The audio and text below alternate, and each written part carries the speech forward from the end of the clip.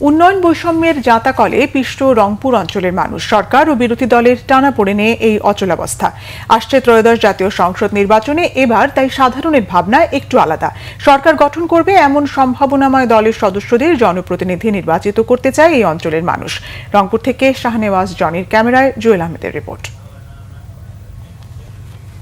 দুঃখ জাগানিয়া তিস্তার অভিশাপ থেকে মুক্ত হয়ে মৌলিক অধিকার নিয়ে এগোতে চায় উত্তরের জেলা রংপুরের মানুষ। বরাবরই সরকার গঠনে এখানকার মানুষের সক্রিয় অংশগ্রহণ থাকলেও দীর্ঘদিন ধরে এ অঞ্চলের মানুষ হয়েছেন বৈষম্যের শিকার। দীর্ঘদিনের এই সমস্যায় উন্নয়ন ও সুযোগ সুবিধা বন্টনে পিছিয়ে উত্তরের এই জনপদ। জামাত আসুক বা বিএনপি আসুক বা জোট যে জুলাই আবর্তন যে সরকারে যেই আসুক, তারা হিসাব করে একটু কাজটা চলে। রংপুরে আমাদের তেমন কোনো উন্নয়ন হয়নি এতদিনেও।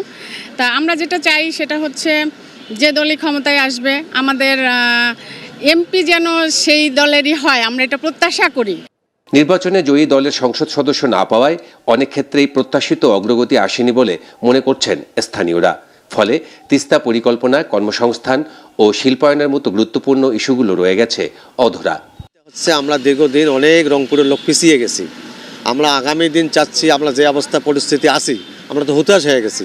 আমরা চাচ্ছি যে সরকারে আসুক, আমরা ভালো কিছু একটা চাই। আমরা রংপুরের লোক বরাবরই কপাল পড়া, এবং আমরা সরকার তো গঠন করে এক দল, আমরা প্রতিনিধি নির্বাচন করে আরেক দলের, এবং যার কারণে আমাদের সব দিক দিয়ে আমরা পিছিয়ে। আসন্ন নির্বাচিত সরকার তাদের সমস্যার সমাধান করবে এমনটাই প্রত্যাশা রংপুর অঞ্চলের মানুষের। জুয়েল আহমেদ, বাংলা ভিশন, রংপুর।